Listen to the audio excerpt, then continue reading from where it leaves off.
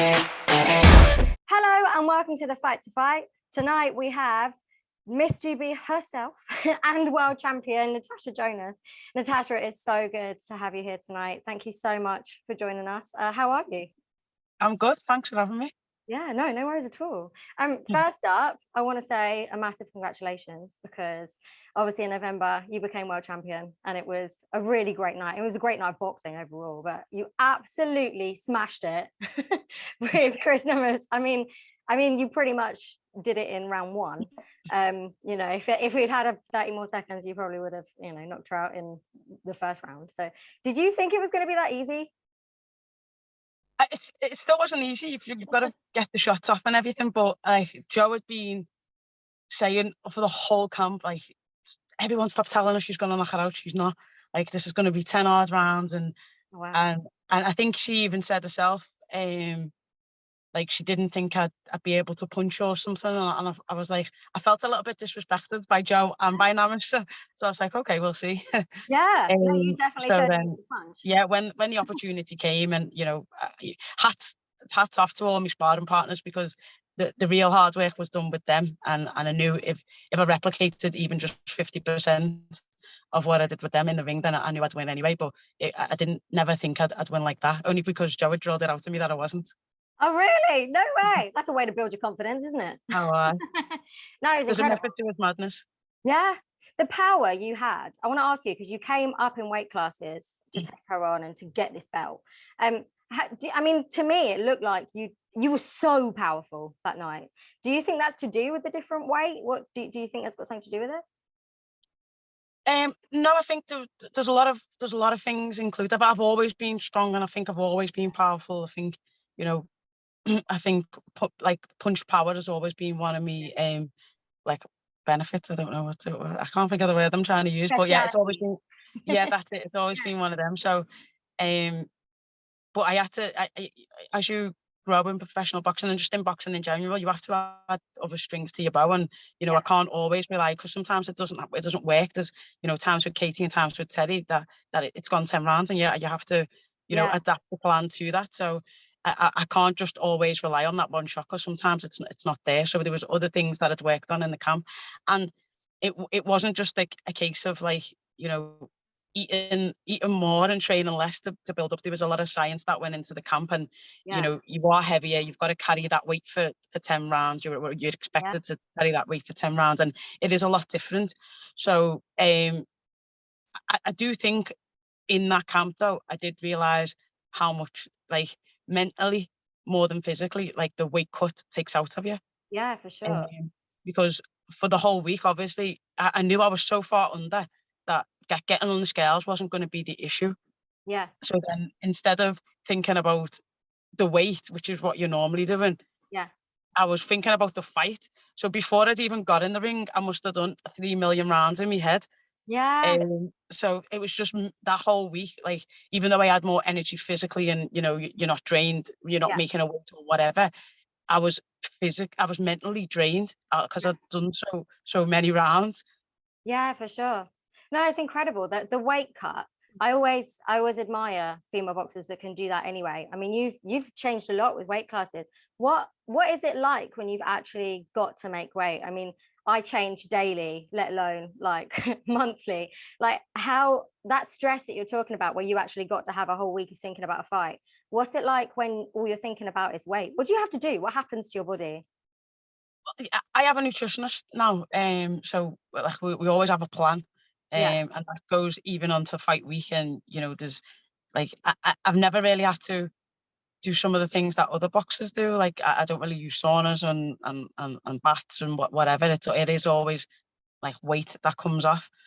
But that's all. That's all the science behind of part of the plan. But it can be stressful, and obviously you have to learn. And because I've been in boxing for so long, you have to learn about your body. You know, at certain times of the month, especially for women, you will retain a little bit more water. You'll crave a bit more sweet things, and obviously when you've got a restricted diet plan, you can't do that. So you have to come up with, like, ways to deal with that and combat that issue. And luckily, me and Scott get on really well, and he knows me too well. There's always ice cream in my plan, so I've always got that as a kickback. It's like my favorite thing in the world. So always got something. No, that's good. yeah.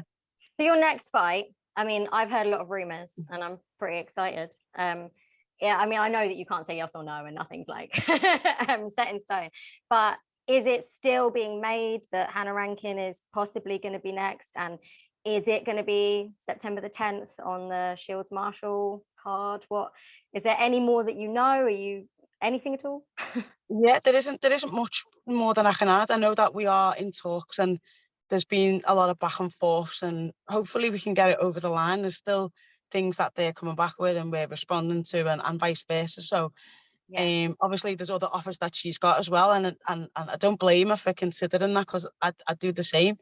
I heard about it doesn't benefit me, but I understand why she's doing it. You've got to take the best offer that's on the table for you, because you're only boxing for a short period of time, and you've got to keep the doors open. But obviously I'd love to have the fight. I think there's a show in Liverpool on the 3rd. I think there's a show in London on the 10th, and either of them for me would be it'd be amazing to have a homecoming in Liverpool, which is what I've said I've wanted all along. But then it would be also just as amazing to be on the first female only card with such a big backing and a big night of boxing with Sav, Clarissa, Baumgardner and Maya.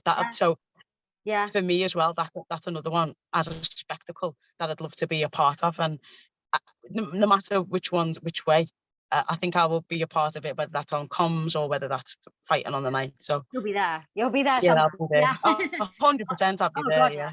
I've already bought my tickets for the 10th September. Like, I'm ready. I was going to ask you, because potentially for me, like as a fan, I might be able to see loads of my favorite boxers all in one night. What do you think of an all-female card in terms of trying to get people on board that aren't necessarily maybe they haven't been exposed to women's boxing yet, they don't know how good it is? So do you think this is going to pull them in? Do you think this is going to push them away? Like, what's your opinion on the all-female card? I think it's a good test to see where it's at, I think. And I think that's what I presume that's what we're trying to test. We're trying to push the boundaries and break some of the barriers down. There isn't a fight of the year contender now which doesn't have a female fight in it. So that just goes to show how far female boxing's come. We're up at its best. We've always known how good it was. We just needed the world to see it, and now we've got the athletes to do it. Your Mayas, your Baumgardners, your Clarissas, your Savs, myself, Hannah, Katie Taylor, Serrano, like all fights like that, and Pursoon, Hamadouche, all them fights that they've been like classics, and everyone's really thoroughly enjoyed them, and no one, the first thing when people saw mine and Katie's fight was, why wasn't this top of the bill? And that was huge, considering it was on a pay-per-view and it was a heavyweight undercard. So and like I said, we just needed the promoters to get behind us, the stations to get behind us, the broadcasters to get behind us, and they are doing that now and taking us seriously. So this will be a good judgment of where we are in that, and then hopefully we can push for the things like the 3-inch that everyone wants, and then we can push for the money that we want to do that. So yeah, no, absolutely, yeah, for sure.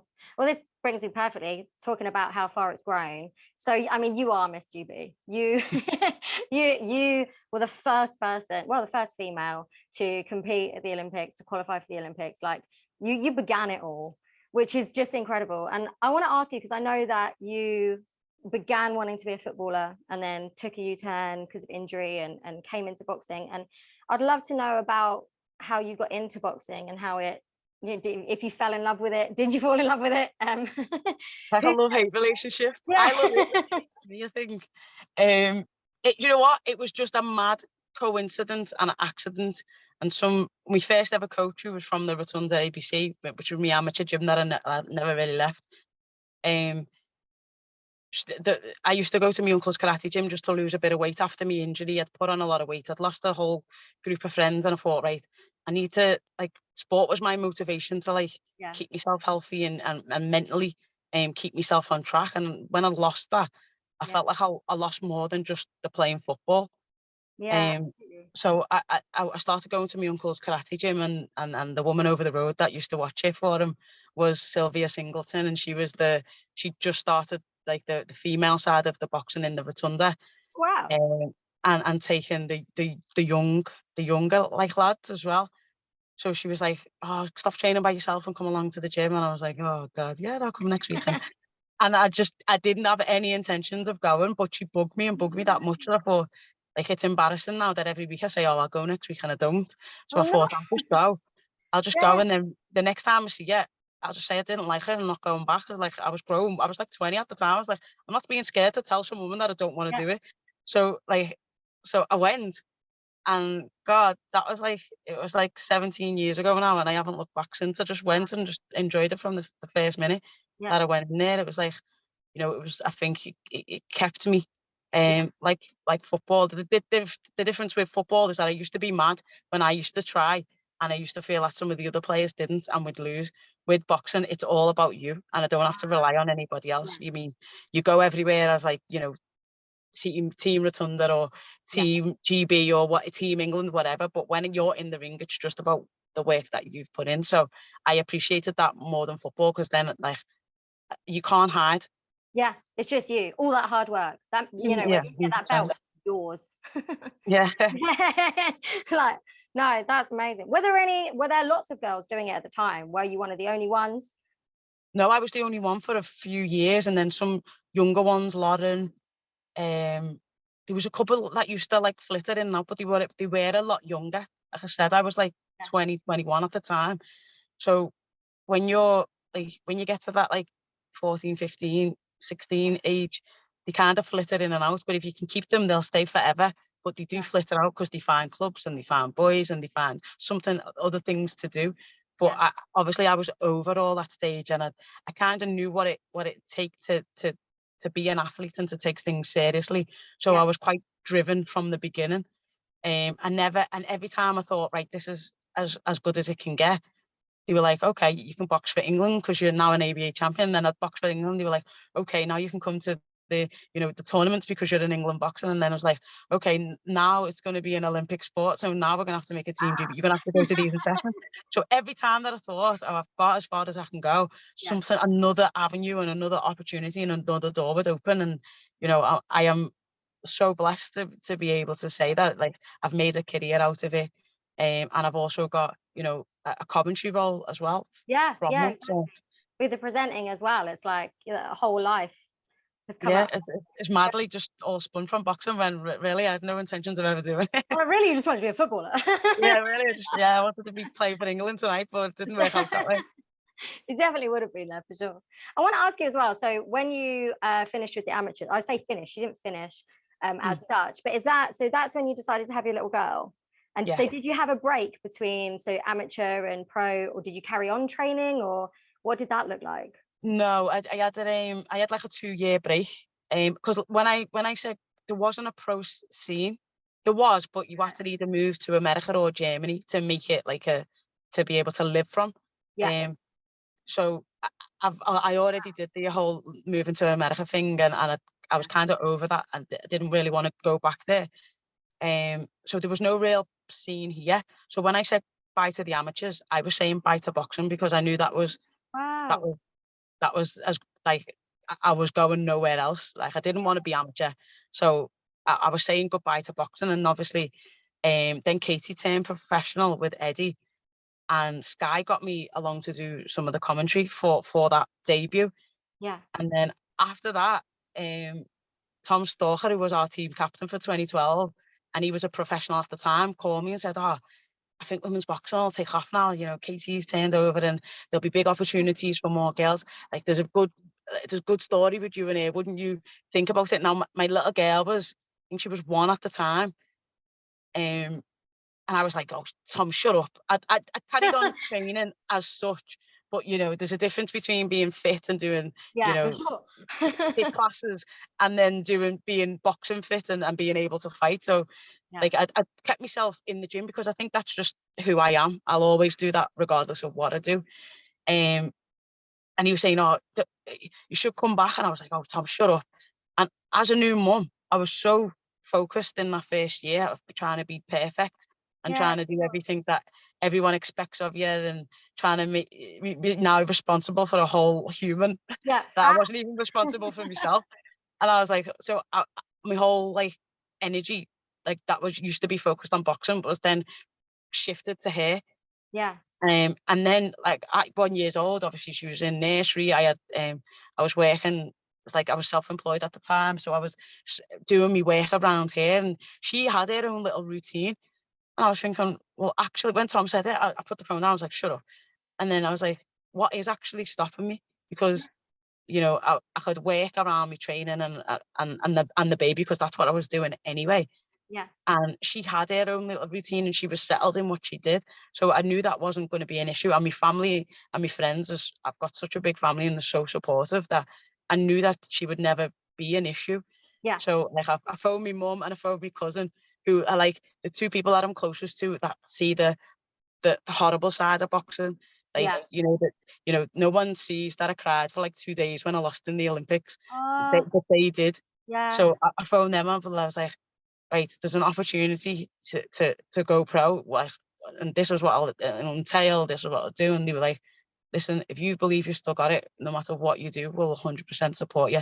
Don't even worry about the baby, she'll never be an issue. And Oh, that was the start of the professional journey. what an amazing family you've got as well. Yeah. And yeah, you're right. No one sees that side of it. No one sees like the pain when you lose, or even the pain in training, when you're training Yeah. 6 times a day and your body's falling apart. And what was it like coming back to serious training after having a baby? Well, so like I when I came back, I wanted to be this weight, maybe 147. Yeah. And Joe was like, No, it's too heavy." And I was walking around about 147 at the time. To be And he was easy. like, "No, it's too heavy. It's too heavy." And I was like, he was like, "Well, you've boxed at 60." So and I was thinking, that was like 2 years ago. Like, I haven't made that weight for a long time. I'm not going to get that. And then all of a sudden, like I say, I just got down to super feather. And I wouldn't Wow. say it was easy, but it wasn't maybe as hard as I thought it was going to be. But yeah, it was. I just got down, and then it was so hard. You like you're supposed to be stronger when you've had a baby. After you've had a baby, I don't. There's like science behind Yeah. you being stronger after. Yeah. And I do. I am like I'm faster. Stronger. I'm all these things, and with every camp, as you would expect, I am improving. So Joe just like messing about calls me Benjamin Button, because every camp when I do me testing and stuff, it's always improving. It's always getting better. And he was like, "How are you going up in age but getting better in results?" I was like, "Oh, Yeah. No, maybe it is that. Maybe there's actual science behind it. All these yeah, yeah, athletes like scared of having children. Like, yeah." You should just go and have them and just have a yeah, year off, and you'll be fine. Yeah. exactly. Pop them out and then come back stronger. All right. What about the camps? What does that look like when you have a camp? Does your little girl go with you? Does she see you train? What happens when you're like, a couple of weeks out from a fight, or say a couple of months So out? so so normally, like I I obviously do the mum stuff, get her ready for school, take her to school. Then I do go up, get in the gym for about 10:30 for boxing. Um, 2 hours in there, stay over in Bolton or in Manchester, wherever, for another like hour or so, and then a bit later on do the run, come back and get it Oh, in wow. time. It's after school club that I pick her up from. Yeah. So then that's my 2 sessions for the day done. And then I go back to being mum. So Yeah. that's what usually happens now. For the Terry Harper fight, um, we had lockdown. Yeah. So I was homeschooling, which was tough. Like I will never moan about boxing again, because that was I don't know how to do it. Yeah. So she was coming to training, because I couldn't bubble with me nan, because my nan's old, and she was she's like Shielding. at risk. Yeah, Yeah. she was shielding and at risk. So I didn't want to. Obviously, I knew I'd be in the gym with Joe, and I'd be in the bubble with the baby. And I think there was one of the other lads was fighting as well. So I knew there was a bubble that I didn't really want my nan to be a part of, which normally her and my mum would. Yeah. So it was just me and the baby bubbling, and Joe. So we went through the whole camp with me, Joe Crawler. I think it was Paul Butler was the other person that was fighting, Yeah. and we was the only, or it might have been Callum Wow. Johnson. and we was the only ones in the bubble and training, and it was just so hard because she was with me 24/7. So Joe would be like, "Go and count her reps," and like she'd be like, "1, 2." So she was having a ball, and she'd come in the middle of the spot and give me my water in between rounds, and then Joe would say, "Mila, run," and then he'd go, "Mummy, run," and then I'd have to run after her down the track. So she had like, I think she always knew what it did, Yeah. but she never really quite understood. She knows that Mummy goes to gym and Mummy boxes, but she never knows what happens in the gym. And from then on, she knew what happened in the gym, and she's seen it. So, and with this camp as well, now it's the summer holidays, and potentially I'm going to be fighting in September. So she's again is going to be involved in this camp because she was in the gym with me before this morning. So awesome, mate. Does she get involved? Has she got any gloves? Have you got a tiny glove? Everlast did send her a pair and a little bit of kit. So she's not really interested, if I'm honest. She loves being in the gym, and she loves being around the lads, and she loves like she'll say "Mummy" and hit the bag when I'm like we're in the gym. But as for boxing, really, she's not really that interested. But she absolutely idolizes Nikita. So every time that she sees Nikita, she's like, "Mum, right, that's it. I want to play football." Oh no! So you will have that footballer. Yeah.